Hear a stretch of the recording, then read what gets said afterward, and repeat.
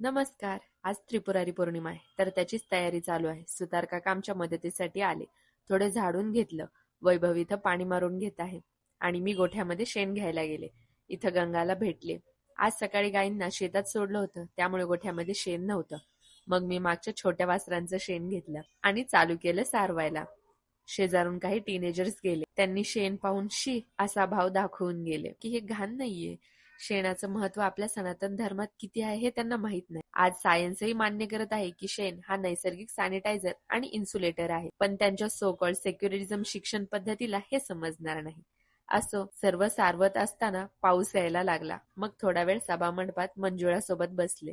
मग मल्हार आणि सोहमने चहा तयार केला. दादांनी धार काढायला सुरू केली आणि मग मागचं सारवायला घेतलं आणि इकडे लगेच तुळशीच्या लग्नाची तयारी सुरू झाली. आणि हे बघा, सेवा करणं ही सोपं काम नाहीये. खाली दगड ब्लॉक्स असल्यामुळे हाताचं साल्ट निघालं, तरीही गिल्ट नाही. आता हे काम तर झालं, त्यावर रांगोळीची प्रोसेस सुरू आहे. मग इकडे बाळूकाकांसोबत वाती वळत बसले आणि दिवे पण तयार होत होते. आणि मग तयार होण्यासाठी मी घरी जात होतेच तोवर काकूंनी तुळशीची साडी नेसवायला मला थांबवलं. थोडी मदत केली आणि लगेच आवरायला गेले. आवरून आले तर मंदिराचं रूपच बदललं होतं. मग तुळशी मातेचा सुंदर शृंगार केला.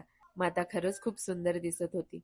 आज मंदिराचा परिसर भक्तिमय झाला होता. त्यात काकांनी काचेचे दिवे लावायला सुरू केलं आणि खरंच आजचं मुख्य आकर्षण हेच दिसत होतं. मग तुळशीची पूजा झाली आणि लग्न सुरू झालं.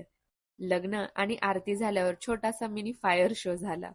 त्याचा आनंद घेतला. महादेवांनी एका त्या तिन्ही नगरींचा नाश करून त्रिपुरांचा संहार केला. म्हणून आजचा दिवस त्रिपुरारी पौर्णिमा म्हणून ओळखला जातो. या दिवशी शिवालयात त्रिपुर वाती प्रज्वलित करून उत्सव साजरा करतात. ही वात जाळून दिवा लावणे हे एकार्थी त्रिपुरासूर दैत्याच्या दृष्ट वृत्तीला, अर्थात आपल्यातल्या वाईट वृत्तीला जाळण्याचे प्रतीक आहे. ज्या दिवशी आपण आपल्या आतल्या अंधारालाही प्रकाशाने जाळून टाकतो. हर हर महादेव.